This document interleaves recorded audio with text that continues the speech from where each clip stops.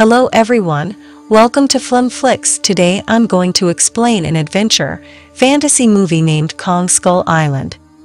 Warning, spoilers ahead, watch out and take care, and I hope you will enjoy the movie. At the starting of the movie, we saw the scene of 1944 and World War II was going on at that time. In the next scene, an American plane crashed on a remote island in the South Pacific. The name of the pilot of that plane was Hank. Hank saw that another Japanese plane crashed on this island. Because there was a war going on between Japan and America, both of the pilots started to fight with each other. In the next scene, we saw that the two giant hands came on top of the mountain, and these were the hands of a giant ape. And now the movie shifted to 1973. We saw two men named Bill and Brooks. Bill was the head of Monarch, a government organization of America, and Brooks was his assistant. Bill went to the senator and showed him a map of an island and told him that no one else in the world knows about this island. This island is only mentioned in mythology. The name of this island is Skull Island. Whoever went on the island has never come back. This place is more dangerous than the Bermuda Triangle. He also tells the senator that in 1954 the United States did a nuclear test on this island, but it was not a nuclear test. They were trying to kill something. If we go to explore this island, we may find so many valuable things, but the senator didn't allow them to go there. Actually, they needed funds to explore this island. But when Brooks told the senator that tomorrow night the Russian satellite will pass above the island. In 3 days they will also have the image of the island, and they will find it out. After hearing this, the senator allowed them to go there and provided them with funds. In the next scene, the whole team went towards the island on a ship. James Conrad was also on that ship. Conrad was an ex-soldier and had fought in the Vietnam War. He will guide them in this whole journey. They went closer to the island with their ship, and now they need to get there in a helicopter, but there was a big storm in front of them. That's why none of them wanted to go there, but when Bill told them that we will never get this chance ever again, and we must go ahead. They agreed with Bill, and they entered the storm with their helicopters.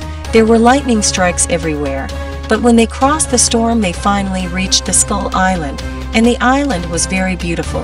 After reaching there, they've dropped several seismic bombs on that island. Seismic bombs create a vibration under the earth so that they can find out what's under the island. They saw on their monitors that under the island it was hollow, which means there was a large amount of mineral resources underneath the island. In the next scene, suddenly a tree hits the helicopter and they crashed. Before they could understand what happened, they saw that there was a giant ape standing in front of them. It was so big that the helicopters were looking like a toy in front of him. They started firing at the ape, and it got so mad at them that it destroyed almost all of the helicopters. The people who survived this clash were divided into two teams. James was leading one team and Bill was leading the other.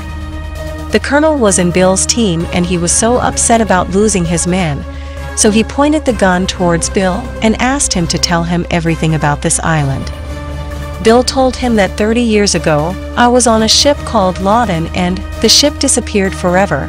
There were 1,000 young men on that ship, and he was the only survivor of that ship. Everyone told that the ship had sunk, but that ship never sank on its own. A giant monster drowned the ship. I kept telling people for 30 years about this, but no one believed me. I am telling you now again that monsters still exist in this world. They ruled the world before us. If not today, then tomorrow once again they will rule this world. I want you to take us out of here with full evidence, so that we can show the evidence to the military, and then we will come back and kill these monsters forever. On the other side, we saw James and his team. James told them that we need to get to the ocean by following the river. Our ship will stay there for the next 3 days. Somehow we will send a signal to them, so that they can rescue us from here. When they were walking by the lake, a giant ox came out of the water. Everyone was scared after watching this, but James told them not to shoot. Since they didn't shoot at it, the ox didn't harm them and left. Now, we saw that Packard, Bill, and their team members were moving through the forest, but suddenly a giant spider attacked them. They were able to kill that giant spider, but one of their team members has been separated from both of the teams, and his name was Chapman. From there, the movie shifted toward James and his team. After walking for a while, they found some strange stones, and then some tribal people surrounded them from all sides. James and his team pointed their guns towards them, but before they could understand what to do, Hank came there. Hank was a U.S. soldier whose plane crashed here at the starting of the movie. He told James and his team that they will not harm anyone. After that, Hank took them to the village. There was a huge ship there. Hank told them that he thinks this ship came here 10 years before his arrival on this island. When they entered the ship, they saw that there was a portrait of that giant ape inside the ship.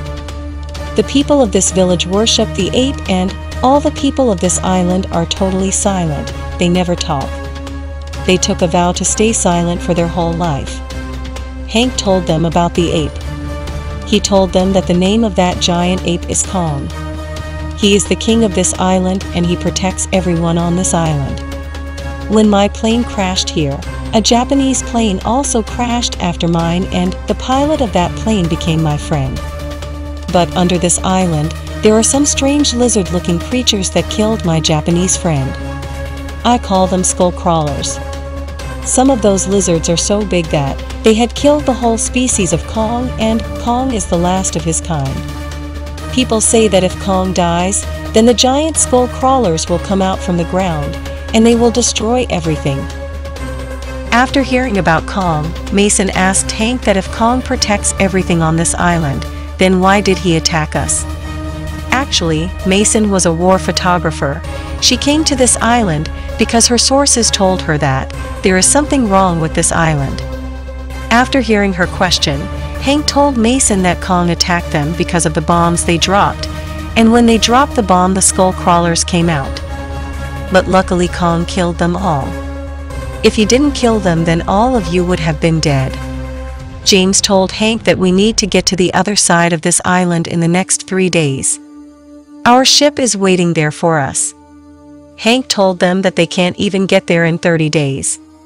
But he has a boat, and with that, they can get there in 3 days. But first, they need to repair it. After this, the movie shifts toward Chapman. When he went to the river to drink the water, he saw that Kong was also drinking the water there. But Kong didn't see him. When Kong was drinking the water, a giant octopus attacked him. Kong killed that octopus and left. After that, Chapman sat on a dead tree, but it was not a dead tree. It was also a weird creature, and he was very scared as there was a skull crawler in front of him, and this skull crawler kills Chapman and then ate him. On the other side, we saw that James and his team were repairing the boat, and Mason went to the other side of the village as this side was behind the wooden wall. She saw that a broken helicopter landed over a giant ox, but it was still alive. Mason tried to help that ox, but the helicopter was heavy and she was not able to move it, but suddenly Kong came there and lifted the helicopter and saved the ox.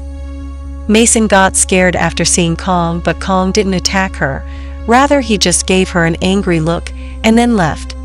The next day, they were moving towards the other side of the island in their boat. On the way, their radio started working. They told the other team that they were going to reach them very soon. But suddenly, giant bird-like creatures attacked them, and they took one of their team members with them and killed him. After some time, they meet the second team, and now they need to go in the direction of their ship, but the colonel told him that he needed to go to the west because Chapman's helicopter crashed there. Till now, the colonel didn't know that Chapman was dead. Hank warned them that we should not go towards the west because the skull crawlers live there, but the colonel told him that his job is just to show us the way, and we need to find the lost soldier as soon as possible. They agreed with him, and all of them went towards the west. They reached a valley of skeletons. Hank told them that these are Kong's parents' skeletons, and when they moved forward through the skeleton valley, the skull crawlers attacked them. They killed the skull crawlers. Now Hank told the colonel that they should get out of this place as soon as possible.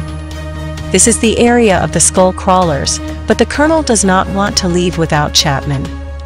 Then James showed him the locket of Chapman that he found after killing the skull crawler, and this means Chapman is dead, and they should go back, but the colonel told him that I needed to get to his helicopter, because there were so many weapons in his helicopter, and we can kill Kong with those. After hearing this, Hank and Brooks got shocked, and Brooks told him that he can't kill Kong, because he is the only one who can stop the skull crawlers, and also the people of this island worship him. James told the colonel that Kong didn't kill Chapman, he was killed by the skull crawler. We are in danger because of the skull crawlers. But the colonel said he will kill the skull crawlers along with Kong because he had killed many of his men. James told him that if he wants to get to the helicopter he can, but he will get to our ship with the others so that they can stop it for him.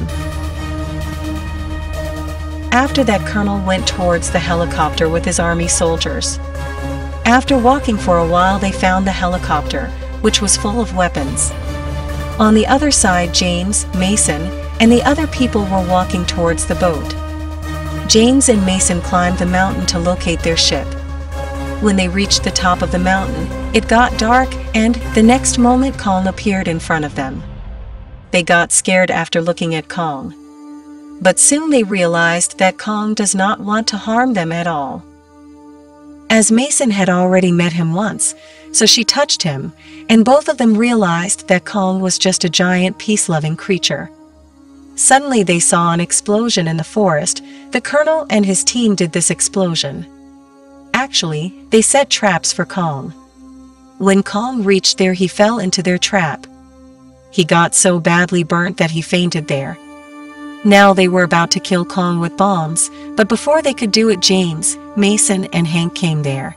They pointed their guns towards the colonel and told him not to kill Kong. Colonel told his men to kill them all. But now all of his men were also against him, because they knew that Kong is not their enemy, but the skull crawlers are the only enemy. Suddenly a giant skull crawler came out of the water, and before he could kill them all, Kong woke up and kills the colonel with his hand. Now Kong and the skull crawler started to fight, and everyone else started to run towards the boat. When they were running towards the boat, the skull crawler tried to attack them, but before he could reach them, Kong hit him with a big rock. After that, they continued to fight with each other. Once again, Mason went to the top of the mountain and fired the flare gun so that the people in the ship can get the signal on the other side.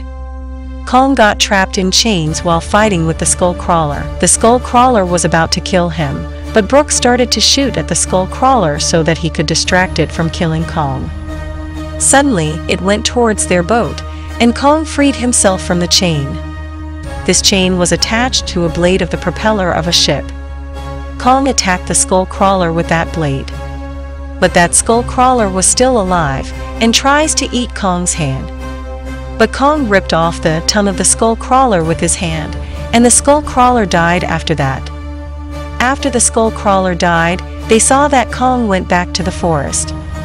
After that, James, Mason, and the other soldiers went back to the USA. In the end, we saw that Hank went back to his house after 30 years.